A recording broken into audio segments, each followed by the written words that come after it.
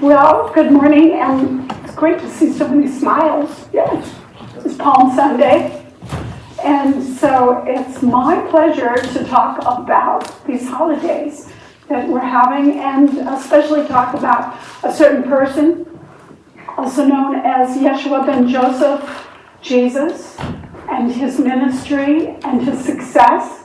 And before I get into that, though, some people say, well, why do I need to know about Easter, much less Palm Sunday? What does it have to do with what I believe?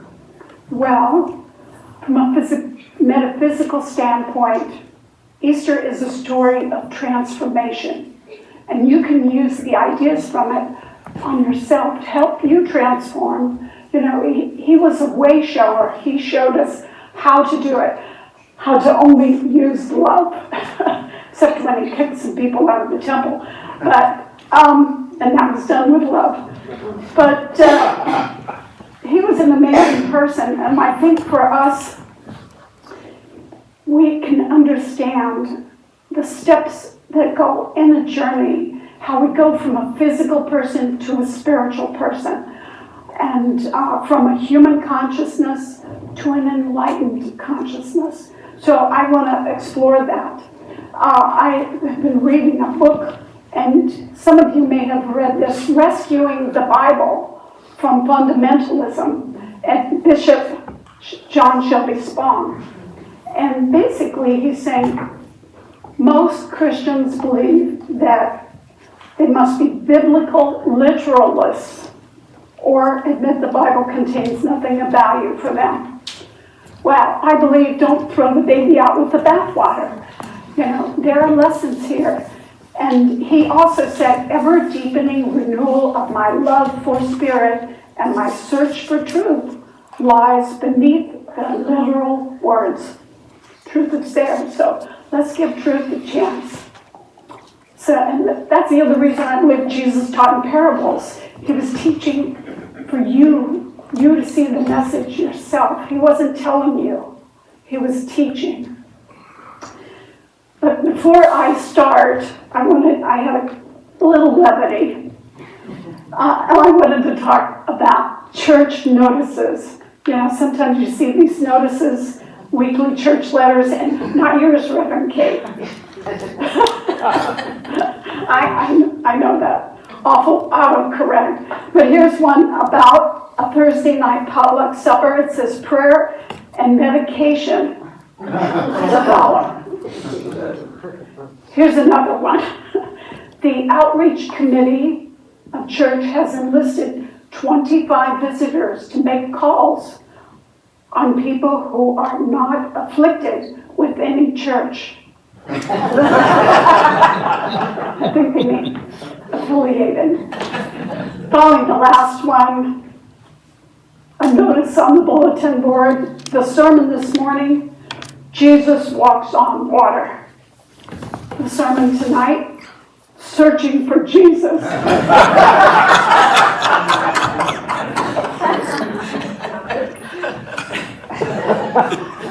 Okay. So, all seriousness aside, you know, we live in a Judeo-Christian culture.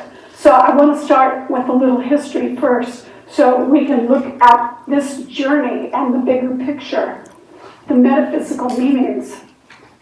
You know, the understanding of metaphysics behind Lent and Palm Sunday and Easter give us tools for raising our consciousness. And some of those tools, I'll just list: rebirth, humility, mindfulness, contemplation, stubbornness. Did you know that was a spiritual tool? Stubbornness, yes. Fasting, lifting up our view, allowing us to clean up our minds and come into unity with God. So, Easter. Well, I'm not going to talk that long about Easter because next week, Dr. Reverend Maddie Dobbs will speak on Easter. But let me just say that Easter started out as a goddess celebration. Her name was, I don't know if I'm pronouncing it right, it's Astra. And she was basically the goddess celebrating the balance of light and dark, so the equinox. And people still, especially farmers, plan their lives around nature. They give gratitude to the earth, they give gratitude to its fertility, and that's what spring represents. It represents new birth, especially chicken eggs, rabbits, and hares. So, a little background, Easter can never fall earlier than March 22nd nor later than April 25th. And the early Christians must have understood that a good party brings people together, because in the year 325, the organized Western Christian Church at Nicaea determined that Easter should fall on the Sunday following the first full moon after the spring equinox. And this date moves year to year. That's why they call it, and I couldn't figure out, why do they call it a movable feast? It moves from year to year. And it's interesting, I found out that in Europe, they don't call it Easter. They call it, different languages pronounce it differently, Pascua, Pascha. It means Passover. I'm not sure why we in the US call it the goddess name, but that's okay. So,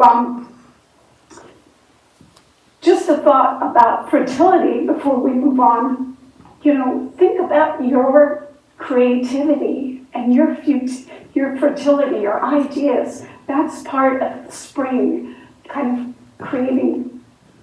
So what is Lent? Lent comes from an Anglo-Saxon word that means length, lengthening, like L-E-N, it's length. And it means basically a word for the spring. And it's described as lasting for a total of 40 days.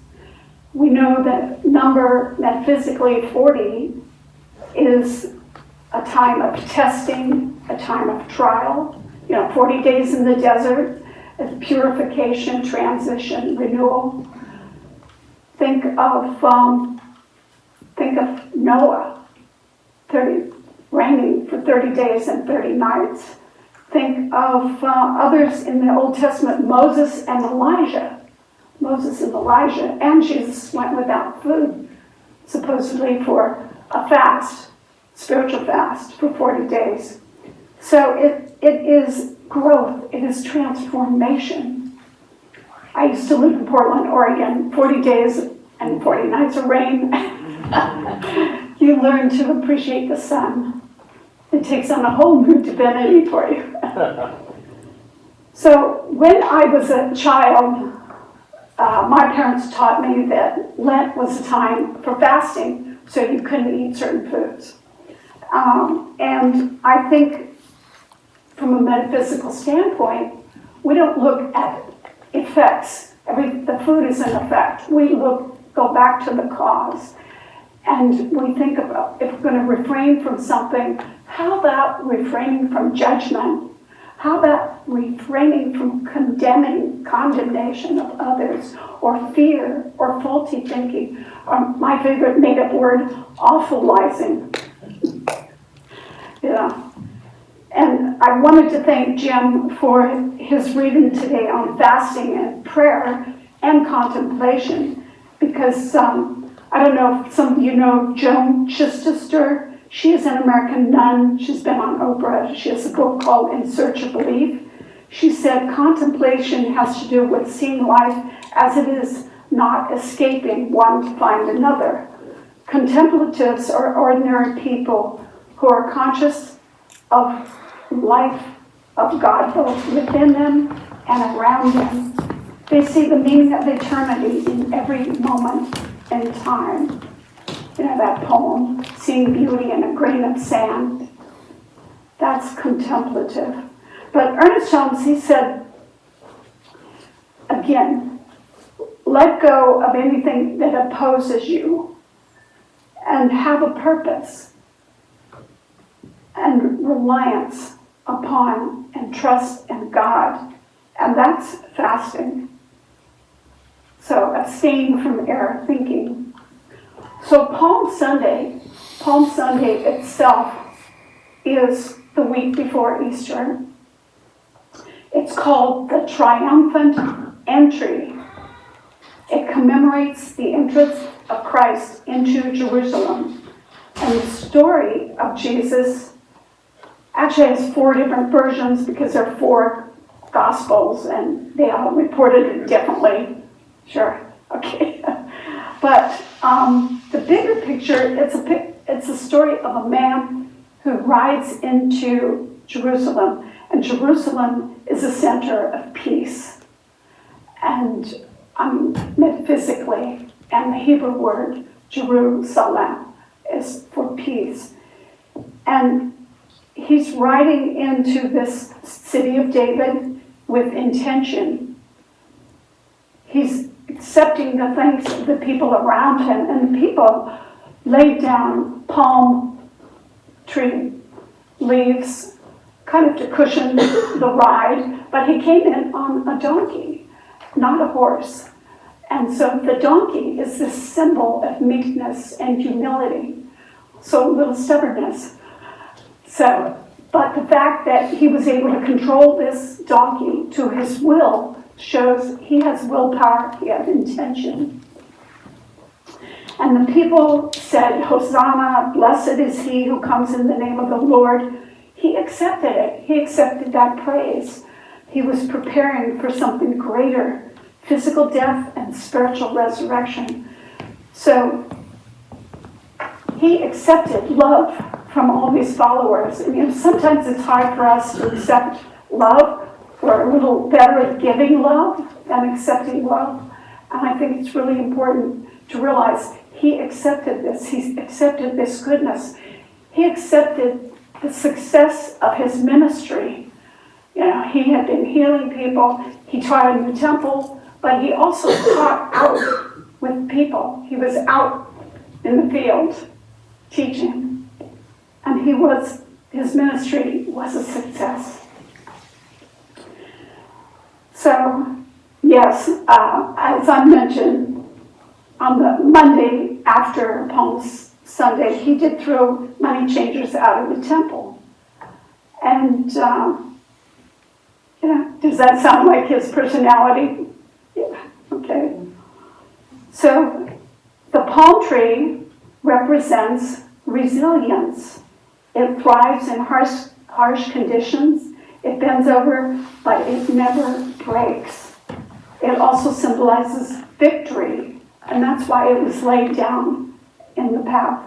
It's associated with achievement and success.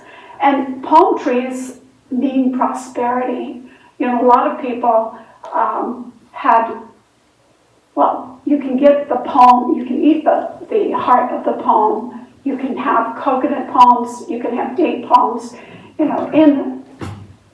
that area of the world, having palm trees, you can use this to thatch roofs and to make baskets and things. So it was a sign of success.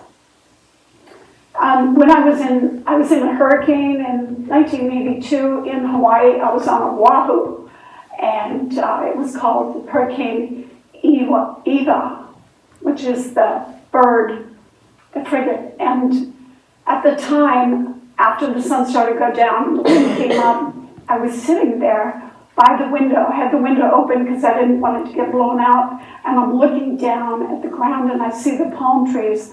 And the palm trees are bent over like this. And the wind starts to change, and they slowly change too.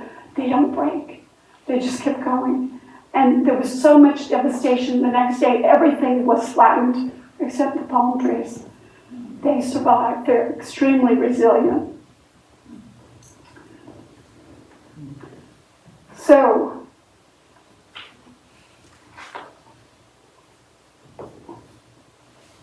again, Jerusalem from the Metaphysical Bible. I don't know, some of you may know there is a Metaphysical Bible. It was written by the Unity Organization, in particular Charles Fillmore, and he talks about the metaphysics of Jerusalem, if you want to look more into it. Fillmore was a very innovative thinker. He was a pioneer in metaphysics because at the time most religion in the U.S. was entirely Orthodox. Now, like Ernest Holmes, he was an advocate of the inquiring mind, open at the top. Take pride in keeping abreast of science and education. He was about 30 years older than Ernest, and I think he and his wife Myrtle called Ernest the kid. So put it in perspective. So what is metaphysics? Well, metaphysics deals with the principles, the first principles of things like being, B-E-I-N-G, being, abstract concepts like knowing, substance, cause, identity, time, space. And Ernest said, the simple meaning of true metaphysical teaching, the study of life and the nature of law, governed and directed by thought, is always conscious that we live in a spiritual universe. So that's the first thing. We live in a spiritual universe. We are spirit expressing. We are spirit. He says God is in, through, around, and for us. There's nothing supernatural about the study of life from a metaphysical viewpoint. Metaphysics begins where physics leaves off. There's no place where God is not. I like to say there's no spot where God is not. It rhymes. So we have to sense this marvelous presence.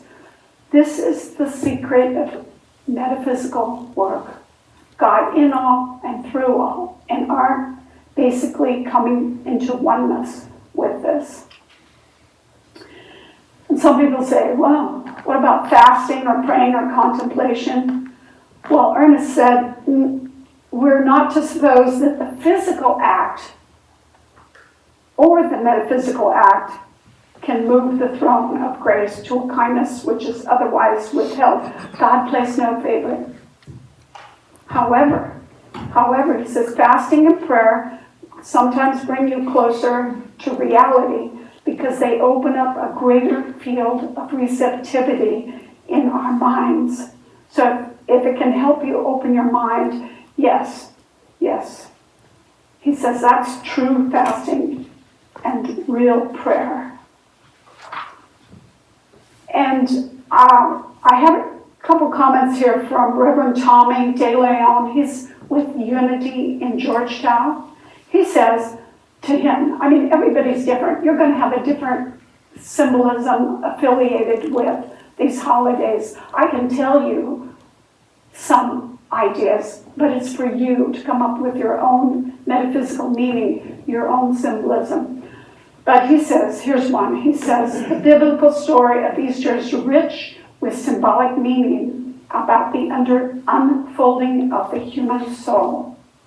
He says a major part of growth in the human spiritual being experience is the change in consciousness.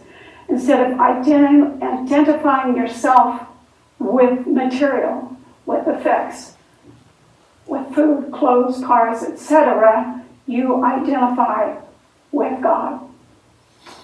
And he says, are we fundamentally matter or are we fundamentally spiritual energy? I think the latter. But he says the vast majority of people on this planet see themselves as fundamentally matter and separate from God. This is the primary reason for all the discord.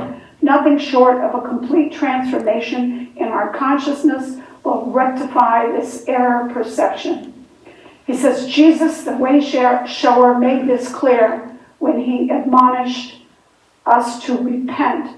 The word repent means to change direction, change your way of seeing yourself and seeing others. He goes on to say the truth of that is that we all are expressions of God. We can't be separated from God. In consciousness, we can be separated because of free will, and we all go through that experience. This belief leads us to the perception that we're vulnerable, and we observe around us this immense force, including the power of human beings. So basically he's saying, we can believe we're separate, but we never are. And I have a quote here from Yogananda. Most of you know Yogananda. He says, man's consciousness is that the city of Jerusalem, his thoughts and feelings are the inhabitants. So you can have your own Jerusalem. Jesus' coming into Jerusalem evokes the opening of the gates of man's devotion to receive the entrance of Christ's consciousness. Blessed be the King that cometh in the name of the Lord, peace in heaven and glory. The literal event, this striking day in Jesus' life, speaks once again of his cosmic Christ consciousness, in which nothing was outside his perception and command.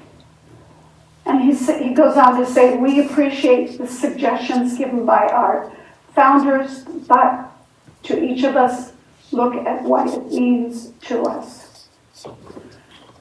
So again,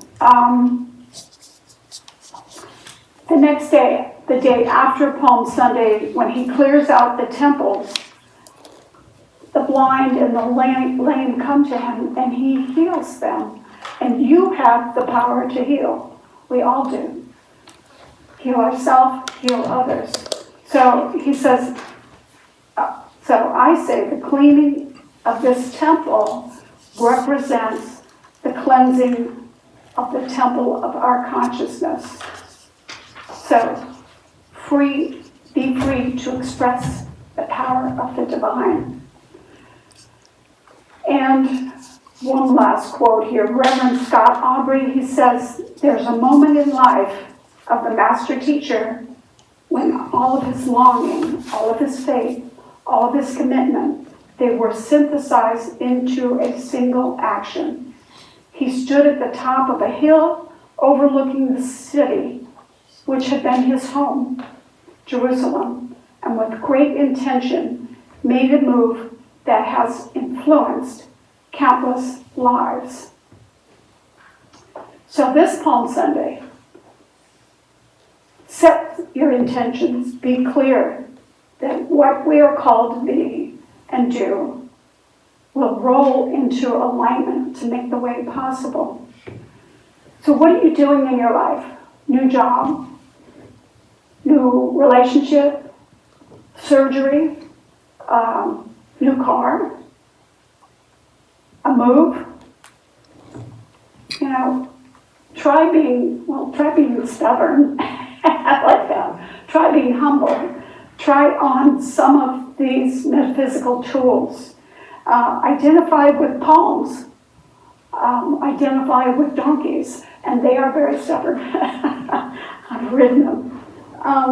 If you want to fast, which allows you to remove certain things from your life.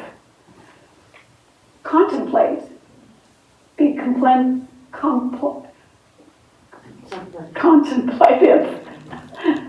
Have you ever thought about the life of an ant? What that looks like? Or the life of a flower? Or the smallest aspect of the divine? So try something different. Try something different for the next 40 minutes, 40 days, or 40 years. Use this spiritual holiday to clarify your life's purpose and accept love as it is given, from your followers, the people in your life, your family. Accept that love. That love is given from the Spirit.